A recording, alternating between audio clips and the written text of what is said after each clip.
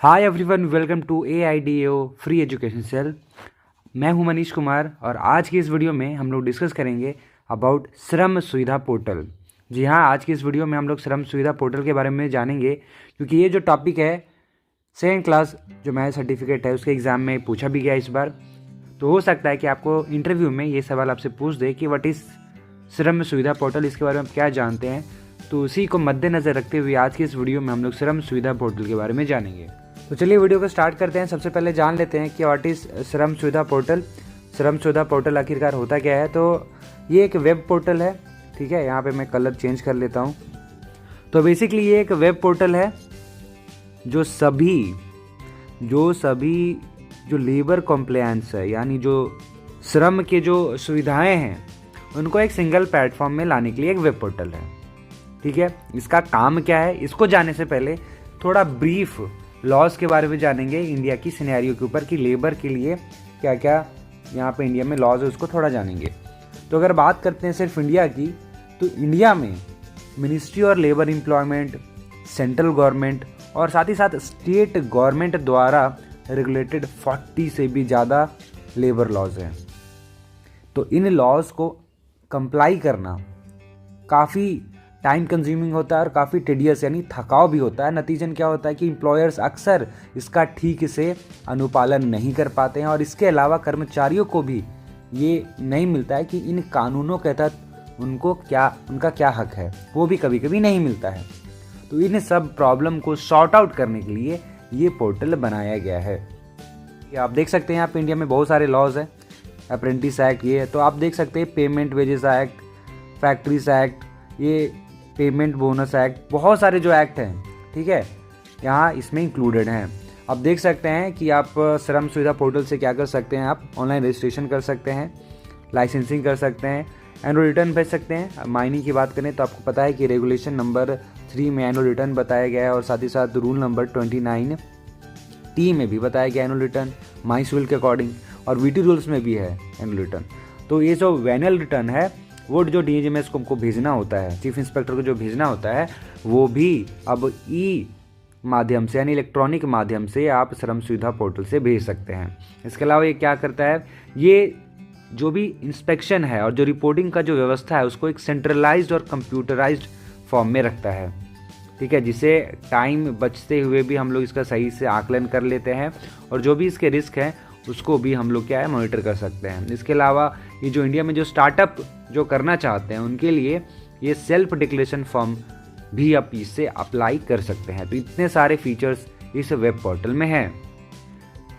तो अगर बात करते हैं इसके हिस्ट्री की, तो ये जो श्रम सुविधा पोर्टल है ये 16 अक्टूबर 2014 को प्राइम मिनिस्टर नरेंद्र मोदी द्वारा लॉन्च किया गया था। ये जैसे कि मैंने बताया कि एक यूनिफाइड कंप्यूटर डाटाबेस है, इसमें जो लेबर आइडेंटिफिकेशन नंबर है वो भी अलॉट किया जाता है, ठीक है। लेबर आइडेंटिफिकेशन नंबर, जैसे कि आपको पता है कि अलग अलग एजेंसी क्या है कि अलग अलग एक नंबर देती है, ठीक है, एम्प्लॉयज़ को।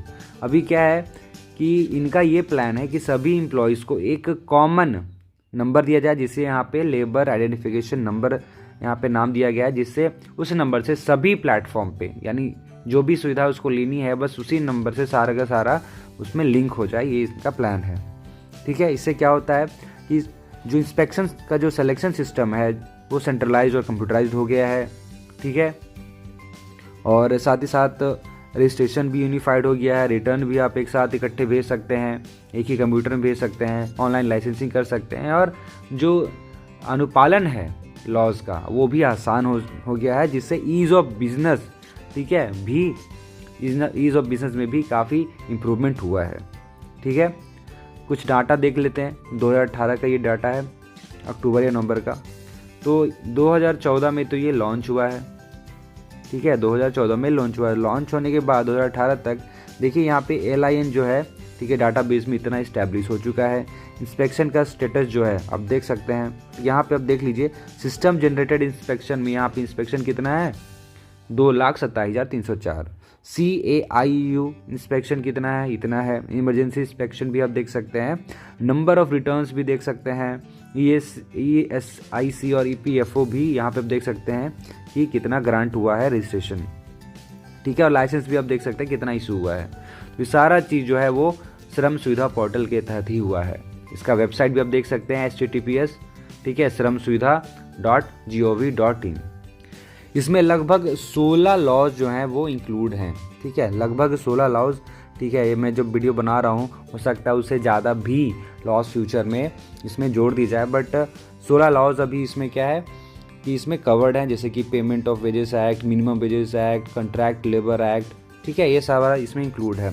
अगर माइनिंग की बात करें तो माइंस एक्ट के तहत जो 3 नियम है, यानी जो एनुअल रिटर्न जो भेजते थे, ठीक है, रेगुलेशन 3 हो गया, अपना VT रूल्स भी हो गया, उसके बाद रूल है, रूल के अकॉर्डिंग भी एनुअल रिटर्न भेजते हैं, ठीक है। तो ये जो है उसको भी ऑनलाइन जमा करने की सुविधा उपलब्ध करा दिया गया है इसमें। लेकिन ये जो स्टार्ट कब हुआ, ये हुआ 2015 से, ठीक है। लॉन्च कब हुआ है श्रम सुविधा पोर्टल 2014 में, बट इसको माइनिंग में एनुअल रिटर्न भेजने के लिए कब से स्टार्ट किया गया है, 2015 में। तो ये डेटा आप हमेशा याद रखिएगा, ठीक है।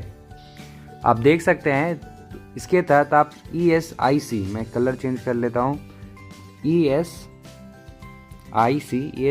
का मतलब होता है employ state insurance corporation, employ state insurance corporation, ठीक है। और EPFO का फुल फॉर्म क्या होता है, EPFO, इसका फुल फॉर्म होता है एम्प्लॉयज प्रोविडेंट फंड ऑर्गेनाइजेशन, ठीक है। इसका फुल फॉर्म क्या होता है, employ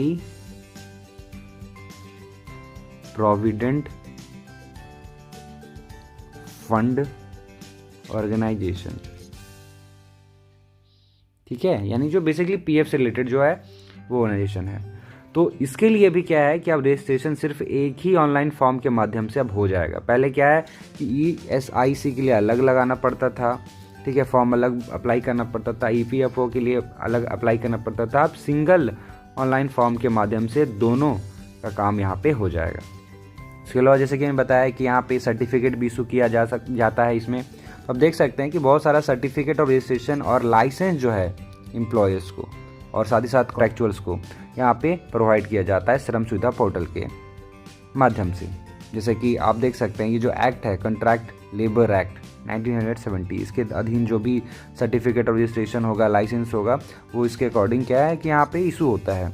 inter state migration workman जो एक्ट है, ठीक है, 1979 का, उसमें उसके अंडर जो भी सर्टिफिकेट रजिस्ट्रेशन करना है वो भी इसमें होगा। Building and other construction workers act है 1996 का, तो ये सब एक्ट भी इसमें इंक्लूड है। माइंस एक्ट तो अपना इंक्लूड है ही है, साथ ही साथ कई सारे लॉज भी यहाँ पे लेबर लॉज इंक्लूड है। अभी तक 16 है, मे बी इन फ्यूचर ज़्यादा बढ़ सकते हैं। तो ये हुआ एक शॉर्ट वीडियो ऑन श्रम सुविधा पोर्टल। तो अब आप समझ गए होंगे कि व्हाट इज श्रम सुविधा पोर्टल। ये एक वेब पोर्टल है, आपको बताना है कि एक वेब पोर्टल है जिसमें श्रम से रिलेटेड जो भी सुविधाएं हैं उनको एक सिंगल प्लेटफॉर्म में लाने का एक ये वेब पोर्टल है, ठीक है। इसमें कई सारी चीज़ों को यहाँ पे इंक्लूड किया गया है। बहुत सारे लॉज के अंदर जो भी सर्टिफिकेट इशू करना हो, लाइसेंस इशू करना हो, वो इशू होता है। साथ ही साथ आप एनुअल रिटर्न भेज सकते हैं, ठीक है, आप सेल्फ डिक्लेरेशन फॉर्म अप्लाई कर सकते हैं, इंस्पेक्शन रिपोर्ट और काफ़ी अलग अलग चीज़ें भी यहाँ पे इंक्लूड किया गया है। तो ये हुआ इस वीडियो का एंड। मिलते हैं अगले वीडियो में। टिल देन एज ऑलवेज, जय हिंद, जय भारत।